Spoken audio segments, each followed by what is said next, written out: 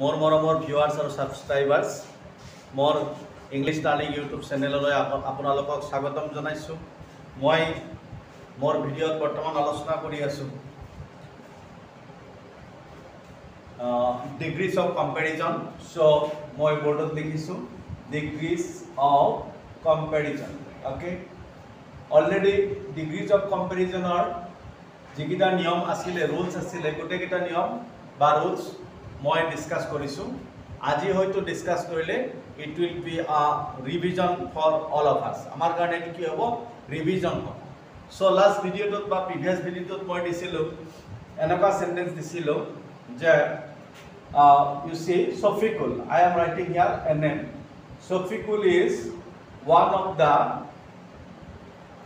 The best boys in the group. অর্থাৎ সফিকুল গ্ৰুপটোৰ ভিতৰত মানে অন্যতম এজন ভাল ল'ৰা, অৰ্থাৎ আটাইতকৈ ভাল ল'ৰাবিলাকৰ ভিতৰত এজন ভাল। সো এই সেন্টেন্সটো কিহত আছে, সুপাৰলেটিভ ডিগ্ৰীত আছে। কিন্তু সফিকুলক আটাইতকৈ ভাল বুলি কোৱা হোৱা নাই। সফিকুল ইজ দ্য বেষ্ট বয় বুলি কোৱা হয়। গতিকে ওৱান অফ দ্য বেষ্ট বয় হৈছে। গতিকে ইয়াক যদি আমি কম্পেৰিটিভ কৰোঁ তেতিয়াহ'লে আমি কি লিখিব লাগিব, সফিকুল গ্ৰুপটোৰ ভিতৰত বেছিভাগ বা বেছি সংখ্যক ল'ৰাতকৈ ভাল। সো এইটো কি হ'ব, Shafiqul is better than, okay, better than most of the boys in the group. Most of the boys in the group. So it is comparative degree. আৰু এনেকুৱা সেন্টেন্সৰ যদি আমি পজিটিভ ডিগ্ৰী কৰিবলগীয়া হয় তেতিয়াহ'লে আমি সদায় সেই সেন্টেন্সটো ভেৰি ফিউৰে আৰম্ভ কৰোঁ। কিহেৰে আৰম্ভ কৰোঁ, নিশ্চয় আপোনালোকৰ মনত আছে, আগৰ ভিডিঅ'টো দিছিলোঁ যে এনেকুৱা ওৱান অফ দ্য থাকিলে আৰু বেটাৰ বা এনেকুৱা কম্পেটিটিভ ডিগ্ৰীৰ পিছত যদি মোষ্ট অফ দ্য নাউন ফৰ্মটো থাকে তেতিয়াহ'লে আমি সেইটো পজিটিভ কৰিবলৈ হ'লে ভেৰি ফিউৰে আমি পজিটিভ কৰোঁ। Okay, so' it will be very few boys in the group. লাষ্টৰখিনি আগত আহিব, ইন দ্য গ্ৰুপ। আর যেহেতু ইয়াতে বয়স আছে গতিকে ইয়াতে বিভাগটো কি হ'ব, প্লুৰেলত আহিব, অৰ্থাৎ আৰ হ'ব। Very few boys in the group are as good, best বেটাৰৰ পজিটিভ ডিগ্ৰী কি good. Okay, as good as Safikul. সাবজেক্টটো লাষ্টৰ ফালে গুচি যাব, as good as Safikul. So' নিশ্চয় বুজি পাইছে পজিটিভ ডিগ্ৰী এইটো এটা বেলেগ ৰুল, য'ত ওৱান অফ দ্য ইউজ কৰা হয়। তাত আমি কম্পেৰিটিভটো এইদৰে কৰোঁ, বেছিভাগতকৈ ভাল বুলি কওঁ বা যিটো কম্পেৰিটিভ ডিগ্ৰী এডজেক্টিভ থাকে সেই অৰ্থটো তাতে প্ৰকাশ হয়। আৰু পজিটিভ সেন্টেন্সটো প্ৰায় নিগেটিভত হয়, ভেৰি ফিউ দি আৰম্ভ কৰা যায়। তাৰমানে তেনেকুৱা প্ৰায় নাথাকেই, তেনেকুৱা অৰ্থ এটা বুজোৱা হয়। য'ত দুই একজন থাকে তাৰে ভিতৰত তেওঁ এজন অন্যতম ভাল বেয়া বা যিটো গুণ বুজায় সেইটোক বুজোৱা হয়। অ'কে, নিশ্চয় বুজি পাইছে। আগৰ ভিডিঅ'টোত আমি এই ৰুলটোৱে ডিছকাছ কৰিছিলোঁ। সো এতিয়া মই আৰু কেইটামান সেন্টেন্স ইয়াতে প্ৰেক্টিছ কৰিম। প্ৰেক্টিছ কৰিলে আপোনালোকে গম পাই যাব, আগৰ ভিডিঅ'ৰ কথাখিনি মনত পৰিব। আৰু আজিৰ পৰা ডিগ্ৰীজ অফ কম্পেৰিজন যি চেপ্টাৰ আছে গ্ৰামাৰৰ, এইটো আমি শেষ কৰিম বুলি ভাবিছোঁ। অৰ্থাৎ নেক্সট ভিডিঅ'ত আৰু ডিগ্ৰীজ অফ কম্পেৰিজনৰ বিষয়ে আমি আলোচনা নকৰোঁ। অ'কে, চ' মই ইয়াতে লিখিম মাউণ্ট এভাৰেষ্ট। আপোনালোকে জানে mount Everest is the highest peak in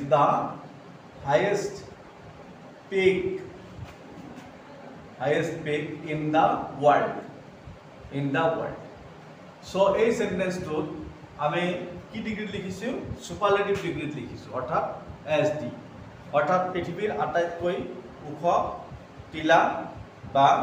mount Everest. Mount Everest আপোনালোকে জানে যে মাউণ্ট এভাৰেষ্ট পৃথিৱীৰ আটাইতকৈ ওখ শৃংগ, পিক মানে শৃংগ। চ' আটাইতকৈ ওখ শৃংগটো হ'ল মাউণ্ট এভাৰেষ্ট। গতিকে ইয়াত ওৱান অফ দ্য নাই, গতিকে আগৰ ৰুলত নাহে। গতিকে এইটো আমি যদি কম্পেৰিটিভ কৰোঁ এই ছাবজেক্টেৰে আৰম্ভ কৰিব লাগিব।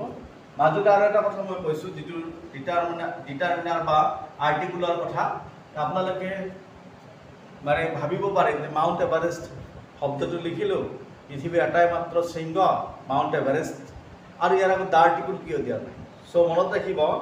যে যেতিয়া কোনো এটা বিশেষ শৃংগ পৰ্বতৰ কিবা এটা বিশেষ অংশ বুজাব তেতিয়া তাৰ আগত কোনো আৰ্টিকল নবহে গতিকে বহুতৰ ভুল ধাৰণা আছে দ্য মাউণ্ট এভাৰেষ্ট হ'ব লাগিছিল নহ'ল গতিকে গ্ৰামাৰৰ মতেই দ্য মাউণ্ট এভাৰেষ্ট নহয় মাউণ্ট এভাৰেষ্ট কিন্তু গোটেই পৰ্বতমালা অৰ্থাৎ মাউণ্টেইন ৰেঞ্জেছ যেতিয়া বুজাব তেতিয়া তাৰ আগত দ্য আৰ্টিকল লিখিব লাগে যেনেকৈ হিমালয়াছৰ আগত আমি সদায় দ্য লিখোঁ যদি নিলিখোঁ তেতিয়াহ'লে ভুল হ'ব the Himalayas okay but we should never write the Mount Everest we should always write Mount Everest okay Godwin Austen এইটো এটা সিংহৰ নাম বা পিকৰ নাম that is situated in India so Mount Everest is higher than any other peak in the world okay Mount Everest is higher than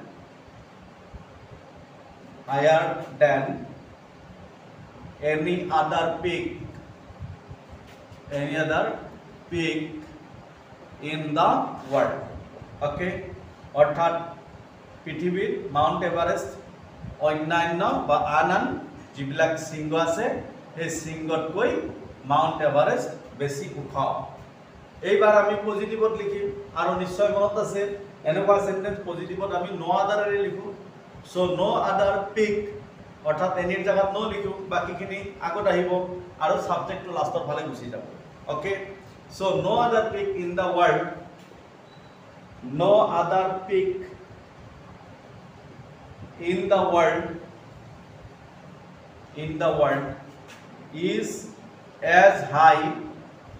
as Mount Everest okay Mount Everest so itu positive degree hoy gol so enuka mane jodi degree change porikha ahe তেতিয়ালে আমি তিনটাতে কৰিব পাৰো কিন্তু পৰীক্ষা সাধাৰণতে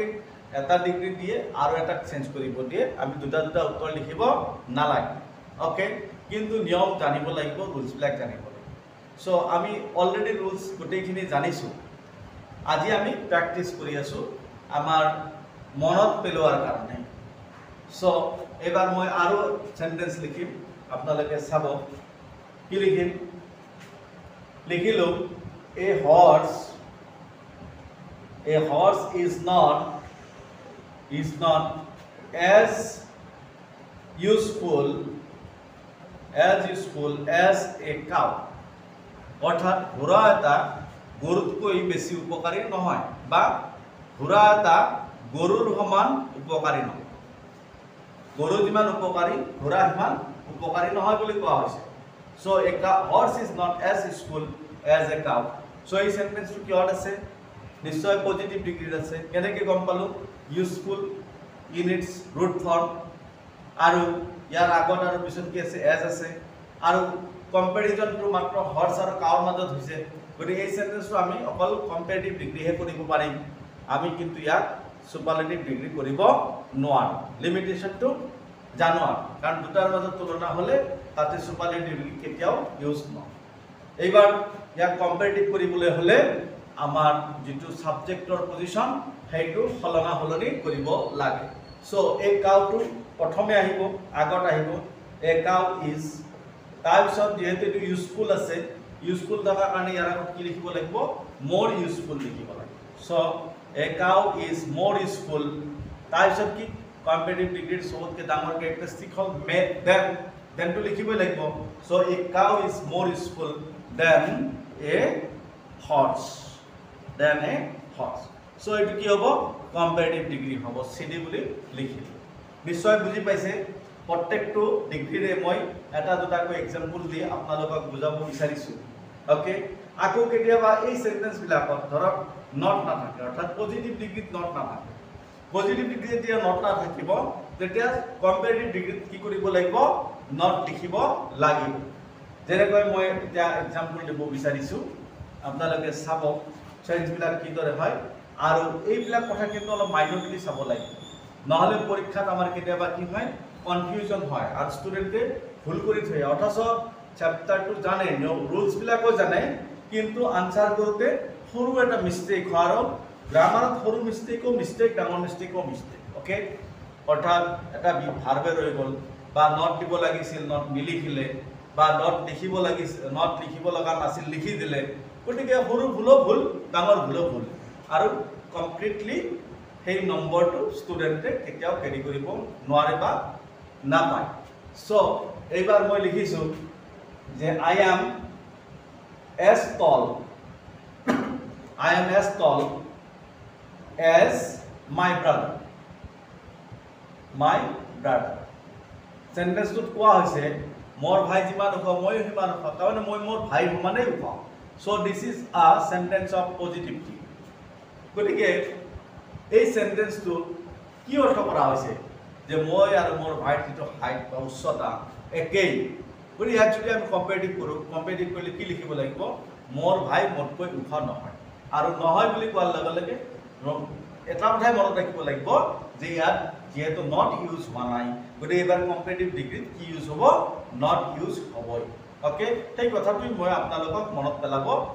মনত পেলাই দিব বিচাৰিছোঁ সো ইয়াত নট নাই কাৰণে নট আহিব সাবজেক্টৰ প্লেস বা পজিশনটো চেঞ্জ হ'ব সো মাই ব্ৰাদাৰ ইয়াতে আহিব মাই ব্ৰাদাৰ তাৰপিছত কি লিখিম ইজ লিখিম তাৰপিছত নট ইয়াতে নাই নট লিখিলো নিগেটিভ ফৰ্মত আহিবই so my brother is not taller okay my brother is not taller than I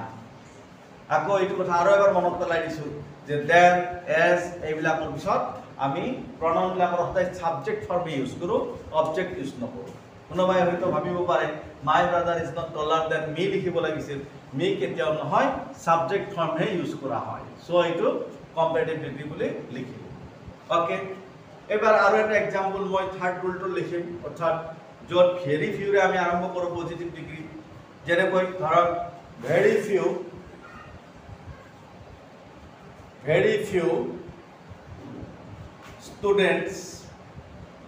students in our class are